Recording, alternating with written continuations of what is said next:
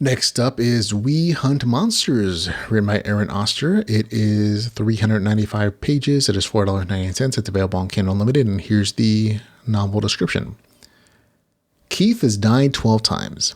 After making a deal with a mysterious immortal, he was sent to a new world in hopes of gaining the offered reward, a chance at better life with his family. However, Keith failed to realize that this deal did not come with an expiration date, no matter how many times he died. After dying for the dozenth time, Keith renegotiates with the immortal. This new deal will see him sent to the world of Raiah, a world full of monsters, cowardly monkeys, and a system of magic very similar to the fantasy role-playing games his brother used to enjoy. Completing a quest to hunt the most dangerous monsters of the planet is the price Keith will need to pay to regain his old life. It's a good thing that all his experience in his previous lives translate to skills in his new one because if Keith fails this time, the price he will need to pay will be far steeper. And the author goes on in the description to say, like, this is a crunchy liturgy novel, fantasy setting. He kind of name drops some of the stories he thinks you'll like if you like it. This is, I feel like it's probably a stretch.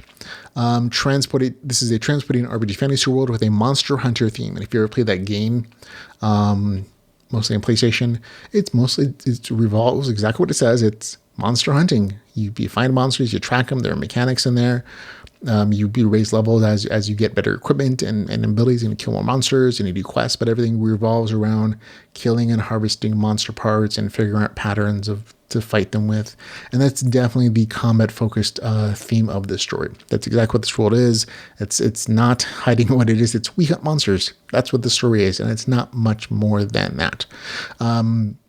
The main character set up in the novel description is perfectly accurate.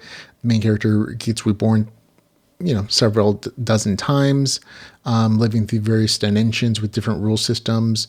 But overall, he just becomes like a really efficient fighter and warrior until he gets tired of it all, and he just wants a chance to go back home or to be killed permanently, or to have this constant reincarnation come to an end. And so this is his final chance. He can, if he beats all the strongest monsters on this entire planet, which are super strong, then he wins. If he doesn't, well, there you go. And that's the risk here. Those are the big stakes, which don't really feel that big, because they're so far out that it should end up revealed these huge world-class monsters on several different continents, and so they're placing most of them out of reach for this particular break. It's very clearly set up for a longer series if people like this story.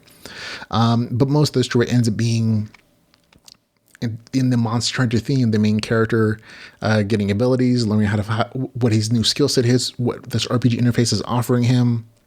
It kind of gives him a little bit of a boost and being a little overpowered because of all the experience and the skills and the way he's fought in other worlds, having an actual skill translation for this particular world and system. And he's a really good fighter. I think it's a little weird that the main character intentionally handicaps himself a little bit in refusing to use a sword and some other skills that are definitely ranked higher in his from his previous lives, but that's the balance, I guess, that they're strove to have. And it's really just an excuse for the main character to go from fight to fight to fight with regular leveling, regular monster powers, monster fighting, figuring out their weaknesses, the patterns that they have that you can use to fight and capture and kill these particular monsters. And if you're a fan of the Monster Hunter series, you're probably going to like the story because it really is pulling heavily from that genre and from that game systems in particular. So if it's something you enjoy, you're probably going to like the connection there for it. Overall, it's a good story. If you're not looking for anything too complex, it really is. And the story is what it says in the cover. You're hunting monsters.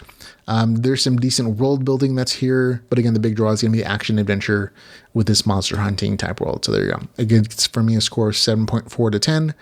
That's kind of middle of the road enjoyment. I enjoyed it for what it is, and as long as your expectations are in line with that, I think you might as well. But that's We Hunt Monsters with the score of 7.4 out of 10.